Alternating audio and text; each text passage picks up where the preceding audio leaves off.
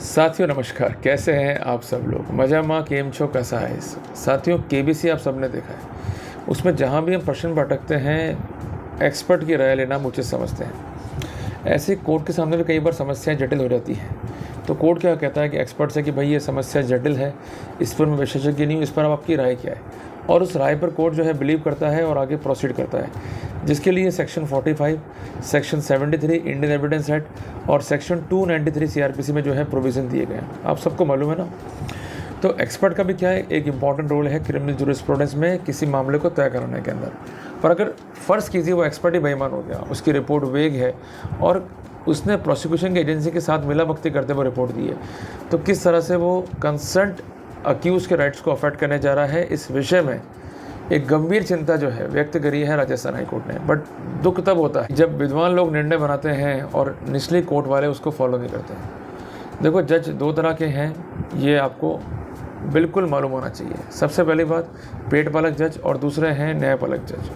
पेट पालक जज का काम सिर्फ इतना सा है कि 10 से 5 जो है नौकरी करनी है, जनता की भड़ में केस का में डिस्पोजल करना है। और न्यायपालक जज जो हैं, इनका काम है फैसला करना एज पर लॉ, और इनकी प्रजाति बहुत ही कम होती जा रही है। चिंतनीय विषय है, इस पर ध्यान देना होगा। वैसे भी जजेस कम हैं और अच्छे जजेस बहुत कम हुए, तो इसका डायरेक्टली इम्पैक्ट जो है वो अक्यूज पे पड़ेगा। एक बात आप सबको क्लियर है कि पृथ्वी के 75% भाग में पानी है। क्लियर है ना बात ये। पर पीने की कितना है? बहुत कम। वैसी स्थिति कोर्ट में कि जज जो न्याय करने वाले हैं बहुत कम रह गए हैं, जो वास्तव में लॉ को समझते हैं, और सारा का सारा फैसला अब तो कांस्टेबल और मीडिया ट्रायल में बैठे कुछ न्यायाधीश कर देते हैं। तो कम से कम जजों को अपनी ड्यूटीज़ निभानी होगी और जो एजेंसीज़ हैं उसको ढंग से अपनी ड्यूटीज़ परफॉर्म करनी होगी, अदरवाइज़ उसका परिणाम आम जन को जो है भुगतना होगा। साथियों, राजस्थान हाईकोर्ट ने एक विषय में ये कहा कि एक्सपर्ट की राय अगर वैध है तो वो चार्ज के फॉर्मेशन में कोई योगदान नहीं दे सकती। उसके बावजूद भी कंसर्न ट्रायल कोर्ट ने जो है चार्ज फ्रेम कर दिए। मामला हाईकोर्ट में गया, हाईकोर्ट ने जो है चार्ज क्वैश कर दिए। तो मामला समझना होगा, फैक्ट्स को समझना होगा और जो लीगल पोजीशन उसको समझना होगा, तभी हम सही निष्कर्ष जो है ड्रॉ कर पाएंगे। तो टॉपिक काफ़ी इंपॉर्टेंट है, वीडियो को स्किप मत करा करो। जो चीज़ छोड़ने की है वो आप छोड़ते नहीं हो, और जो चीज़ नहीं छोड़ने की है वो आप छोड़ देते हो। तो मैं बार बार ये कहता हूँ कि जो क्लासेस मेरी हैं उस पर टॉपिक जो मैं डिस्कस करता हूँ वो काफ़ी इंपॉर्टेंट है। आपको नॉलेजेबल भी करेंगे, आप कंसेप्चुअली क्लियर भी करेंगे और लड़ने की एक राह आपको जो है दिखाएंगे। तो साथियों, शुरू करते हैं आज का इंपॉर्टेंट टॉपिक। साथियों, जैसा कि आप बोर्ड पर देख रहे हैं, एक बात देखी गई है, expert evidence should not be वेग। ओके, देखो, जब कोर्ट में खड़े होते हैं ना तो जज देखता है एक्सपर्ट को कि वो सही राय देगा, बट एक्सपर्ट क्या होता है, वो चलाता है अपनी मनमर्जी। और प्रोसिक्यूशन डिपेंड है एक्सपर्ट पे, जज डिपेंड है एक्सपर्ट पे। तो ये जो आदमी है अगर सही काम नहीं करेगा तो अल्टीमेटली नुकसान किसका होगा? अक्यूज्ड का। कुल मिला के एजेंसी के साथ साथ एक्सपर्ट की ओपिनियन भी काफ़ी इंपॉर्टेंट रोल जो है अदा करती है। जजमेंट जो राजस्थान हाईकोर्ट का है ये पास किया गया था 10 मई 2023 को, और केस का नाम है समीर बनाम स्टेट ऑफ राजस्थान। साथ ही एक बात मुझे ध्यान आती है, perhaps you would like to rephrase your last answer. ये बात इसलिए भी है कि कई बार जब गवाह कोर्ट में आते हैं तो अपने आंसर्स को जो है चेंज करने की कोशिश करते हैं। तो जब रिफ्रेश कर रहे हैं तो उसमें भी जो है ज़रूरत अकल की है। अगर वो अकल नहीं लगाई तो ऐसा नुकसान कर जाएंगे प्रोसिक्यूशन का जिसको वो कभी भी भर नहीं पाएंगे। तो प्रोसिक्यूशन डिपेंड है गवाहों पे, पर हम गवाहों पे डिपेंड नहीं, हम डिपेंड है हमारी क्लेवरनेस पे। हमारा एक क्लेवरनेस एक कमज़ोर गवाह को जो है डैमेज कर सकता है और हमारे को जो है डेफिनेट फ़ायदा उसका दे सकता है। तो इस मामले के फैक्ट्स क्या थे कि इस मामले में एक FIR दर्ज हुई, एक इंसिडेंट हुआ और ऐसा कहना था कि कुछ लोगों ने जो है गंभीर रूप से मारपीट की। गंभीर चोटों के साथ साथ जो है वो डेडली वेपन्स का भी यूज़ किया गया, और अल्टीमेटली इस मामले में अक्यूज़ जो है चार्जशीट हुए और उनके विरुद्ध सेक्शन 147, 148, 341, 323, 325, 427, 307 और 149 IPC का चार्जेस जो है फ्रेम हो गए। अब जब चार्ज फ्रेम होगा 307 का तो इसमें होगी सेशंस ट्रायल। अगर इस धारा में चार्ज फ्रेम नहीं होगा तो क्या हो जाएगी? Magistrate trial. तो बाकी धारा इतनी डेंजर नहीं थी जितनी डेंजर धारा जो है अटेम्प्ट टू मर्डर की है। तो इन्होंने क्या करा कि एक रिविजन लगा दी हाई कोर्ट में कि जो ऑर्डर पास करा है ट्रायल कोर्ट ने टोटली इम्प्यूग्ड है, it is liable to be set aside. अब कोर्ट को देखना ये था कि एक्सपर्ट ओपिनियन पर रिलाई करते हुए जो चार्ज फ्रेम किए गए कि क्या पिटिशनर की ऐसी कोई इंटेंशन थी टू किल द कंप्लेनेंट और only want to harm the concern complainant. तो कुल मिला के nature of injury versus the actual injuries, इसको भी जो है कोर्ट को देखना था।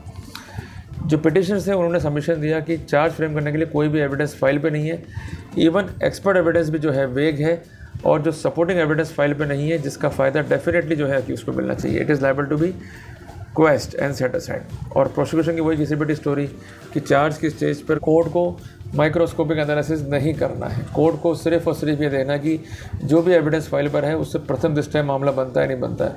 ये बहुत गंदी बीमारी है प्रोसिक्यूशन को बचपन से। एक तो कन्फर्म बायस तो उनको है ही, दूसरी प्रथम दृष्टया। माँ बोलती है बेटा दूध पी लें, माँ प्रथम दृष्टया दूध नहीं है। माँ बोलती है बेटा पानी पी लें, बोले माँ ये प्रथम दृष्टया जो है पानी नहीं है। तो ये प्रथम दृष्टया से इनको ऊपर हट के आना होगा। इनको वो एविडेंस कोर्ट को बतानी होगी जिसके आधार पर अगर उन एविडेंस को अक्यूज टच भी नहीं करता है, वो अनरिव्यूड रहती हैं, तो भी ये रिमोट चांसेस कन्विक्शन के क्रिएट कर सकती है। तब जाके बनता है प्रथम दृष्टया मामला। फिर तो हर आदमी कह देगा भाई साहब ये रिपोर्ट है, ये एविडेंस है, सब चार्ज लगा दो, सब कन्विक्शन कर दो। ऐसा नहीं होता है भाई। प्रोसिक्यूशन अपनी ड्यूटीज़ ढंग से परफॉर्म करे, अदरवाइज़ अक्यूज़ के जो राइट अफेक्ट हो रहे हैं उसमें भी आपकी एक महत्वपूर्ण भूमिका रहेगी। हमारा काम है निर्दोष की पैरवी नहीं करना, हमारा काम है जस्टिस की पैरवी करना। और जस्टिस चाहे डिफेंस हो चाहे प्रोसिक्यूशन हो, दोनों के लिए। तो कोर्ट में जीतने की भावना रखने के बजाय ये ध्यान रखें कि न्याय की जीत होनी चाहिए। क्लियर है? चलिए साथियों, यहाँ पर एविडेंसेस जो फाइल पर थी और जो डेडली वेपन्स जो यहाँ पर यूज़ हुए, तो कोर्ट को उस सिनेरियो में सेक्शन 307 को एग्जामिन करना था। जब कोर्ट ने यहाँ पर उसको रीड किया सेक्शन को और अवर्ट किया अपने जजमेंट में, तो कोर्ट ने एक बात लिखी बहुत क्लियर वे में कि receiving injury in the course of attempt to kill the victim is not the condition precedent. No particular kind and nature of injury has been described under this section. Intention should be clear. No physical evidence can be produce as a thing object as a fact to stabilize the same in the concrete manner. It has to be inferred from the available circumstances and evidence available on the record. तो court ने कुछ point दिए हैं कि inference कैसे draw करेंगे अगर हम किसी व्यक्ति की इंटेंशन की बात करते हैं कि नंबर ऑफ इंजरी क्या है, नेचर ऑफ इंजरी क्या है, कैसा वेपन यूज़ हुआ है, किस पार्ट पर जो है हिट हुआ है, और सराउंडिंग सर्कमस्टेंसेस क्या थी, प्रीवियस एनिमिटी क्या थी, और पोजीशन क्या थी अक्यूज की और विक्टिम की जब ये क्राइम जो है वो कमिट किया गया। साथियों, इस केस में जो महत्वपूर्ण योगदान था चार्ज फ्रेमिंग में और प्रोसिक्यूशन की सफलता में इनिशियल लेवल पे, वो था मेडिकल रिपोर्ट का। ये इंजरी रिपोर्ट जो थी वो थी मिस्टर इफ्तार की, और इंजरी जो थी वो काफ़ी ग्रीवियस थी। It was not found to be a bony injury. Head injury जो थी वो केवल सिंपल नेचर की थी, और जो फरहान है इसकी भी इंजरी जो है वो सिंपल नेचर की है, और injury on hand was found to be grievous in nature. इसके अलावा जो यूनिस है, he received a negligible injury which was simple in nature, it was caught on his index finger. ये इंडेक्स फिंगर पर हुई, और रेडियोलॉजिकल एग्जामिनेशन भी हुआ, और उनकी ओपिनियन थी कि no occasion for the investigating officer to ask for the further opinion of the medical officer by sending a letter to the concerned so as to know whether injuries were dangerous to life or not। और इसके साथ साथ जो है radiological examination हुआ और further जो है ओपिनियन सीख की गई कि इंजरी डेंजरस टू लाइफ थी या नहीं थी, without any complaint being made by the victim. कोई कंप्लेंट नहीं है विक्टिम के द्वारा, and any documentary evidence to show whether the injury was injurious to health और not. Medical jurist without examining the physical condition of the victim, उसने mention कर दिया कि जो हेड इंजरी है it might be life threatening if not treated on time as active bleeding was present। यहाँ पर जो है मात खा गया कंसर्न मेडिकल ऑफिसर। यहाँ पर ड्यूटी ये थी कि प्रॉपर वो एग्जामिनेशन करता, और जो मेडिकल जूरिस्प्रूडेंस है उसकी लाइट में जो है फैक्ट्स को देखता और उसके साथ साथ जो है आगे बढ़ता, जबकि ऐसा कोई भी प्रोटोकॉल जो है उसने अडॉप्ट ही नहीं करा। साथियों, यहाँ पर सेक्शन 45 जो है इंडियन एविडेंस एक्ट का वो काफ़ी इंपॉर्टेंट है। It says that the opinion of expert when relevant. तो कुल मिला के evidence should B firm, it should not be वेग। अगर जो एविडेंस फाइल पर है, खासकर मेडिकल जूरिस्ट की evidence, the injuries might be threatening if not treated on time, it is not a specific opinion, it is a वेग opinion.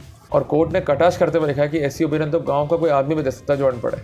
तो जरा सोचो कि मेडिकल ऑफिसर की क्या धज्जियां जो है कोर्ट ने उड़ाई। साथियों, कोर्ट ने लिखा कि यहाँ पर भले ही ऐसे सर्कमस्टेंसेस नहीं कि there is a previous animosity between the parties. साथियों, कोर्ट ने यह भी लिखा कि जो क्राइम है वह यदि भी सीरियस नेचर का है, but evidence should be on the record so that we could connect the accused with the crime. साथियों, लंबे टाइम बाद आईओ द्वारा फाइल में लेकोनास को फिलअप करना, पैचेस को जो है फिलअप करना, और 7 दिन हो गए इंसिडेंट को, उसके बाद वो पूछ रहा है डॉक्टर से कि भाई इसमें जो है जो इंजरीज हैं ये डेंजर टू लाइफ है या नहीं है, और इस बारे में जो है अपनी सेकेंड ओपिनियन जो है दीजिए। तो कोर्ट ने कहा भाई ये चीज़ें जो है नहीं चलेगी, अगर आप केस लेके आ रहे हो तो ये मजाक जो है बर्दाश्त नहीं किया जाएगा। Opinion should be specific, if it is vague and it is appearing that there is some concocted practice adopted by the agency to obtain the result in their favour. तो इस प्रैक्टिस को जो है किसी भी रूप में जो है अलाउ नहीं किया जाएगा। तो अल्टीमेटली कोर्ट ने सेक्शन 307 आईपीसी की हद तक जो है चार्ज को डिस्क्वालीफाई कर दिया, सेट असाइड कर दिया और रिमेनिंग धाराओं में केस चलेगा, कोर्ट ने स्पेसिफाई कर दिया। और इस मैटर को रिमांड करने की भी जो है ऑर्डर कोर्ट ने जो है यहाँ पर पारित की। साथियों, एक बेहतरीन जजमेंट, स्वागत किए जाने योग्य जजमेंट, कम से कम अक्यूज की लाइफ और लिबर्टी का जो है विशेष ध्यान यहाँ पर रखा गया। तो साथियों, कुल मिला के एक अच्छा जजमेंट है राजस्थान हाईकोर्ट का। अगर आप ऐसी ही समस्या से गुजर रहे हैं तो उस जजमेंट में दिए गए प्रिंसिपल्स को फॉलो करें और आर्गूमेंट करते हुए जल्दबाजी मत करा करो, बहुत तरीके से आर्गूमेंट करो, बहुत धीरे धीरे समझा के, और जहाँ एंगर करना है वहाँ एंगर करना है, जहाँ नहीं जरूरत है वहाँ नहीं करना है। समझा के करोगे तो रिजल्ट्स मिलेंगे, नहीं करोगे तो वहाँ दिक्कत आपको आएगी। मिलते हैं एक नए टॉपिक के साथ, तब तक के लिए जय हिंद, जय भारत।